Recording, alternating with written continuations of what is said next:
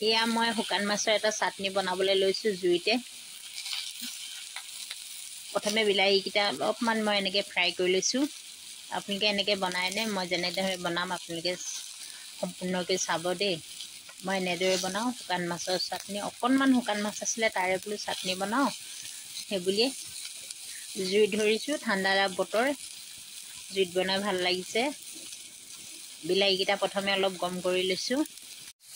বিলাহীকেইটা অলপ সিজোতে মই ইয়াতে পিঁয়াজ দিছোঁ, আদা দিছোঁ, ৰচুন দিছোঁ আৰু কেঁচা জলকীয়া দিছোঁ।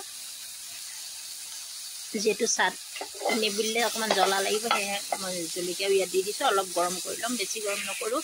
ইয়াত খুব কম পৰিমাণে তেল দিওঁ, তেল বেছি দিলে খাবলৈ ভাল নালাগিব। এয়া মই বইল কৰি প্ৰথমে সিজাই লৈছোঁ। এনেকৈ অকণমান গৰম কৰি লৈছোঁ। মই মাজে মাজে এনেদৰে লৰাইও দিব।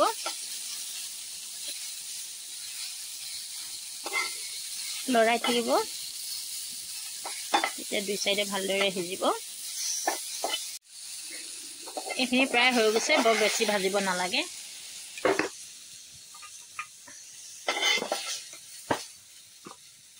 পিঁয়াজটো অকণমান লেৰিলে হয়।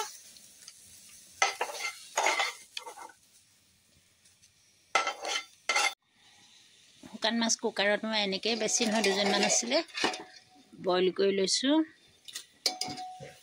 এয়া মাছখিনি চাওক, এনেকৈ কোমল হোৱালৈকে আপোনালোকে হেৰি কৰিব, ভাগি যোৱালৈকে বইল কৰিব মাছখিনি, তেতিয়াহে চাটনি খাই বেছি ভাল পাব। মই এনেকৈ একেবাৰে কোমল হৈ যোৱালৈকে বইল কৰোঁ মাছটো। পুনৰ টাৱাখনত মই অকণমান তেল দিছোঁ, বেছি তেল দিব নালাগে। গৰম হৈছে, তাতে মই মাছটো দি দিছোঁ। কম তেল ইউজ কৰিছোঁ।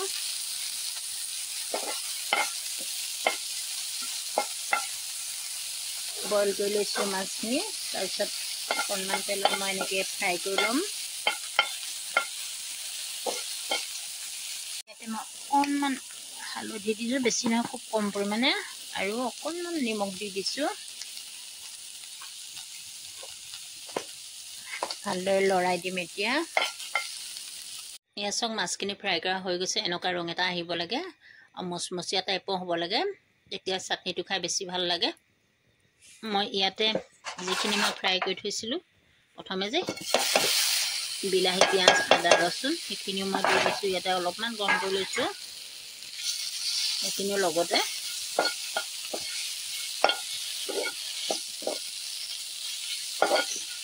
সেইখিনিও মই ইয়াতে অলপ আকৌ গৰম কৰি লৈছোঁ।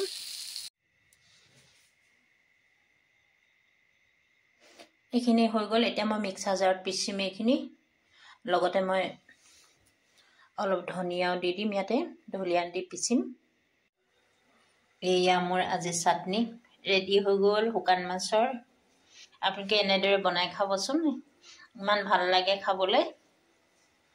মোৰ ভিডিঅ'টো চোৱাৰ বাবে ধন্যবাদ সকলোলৈকে। Good night.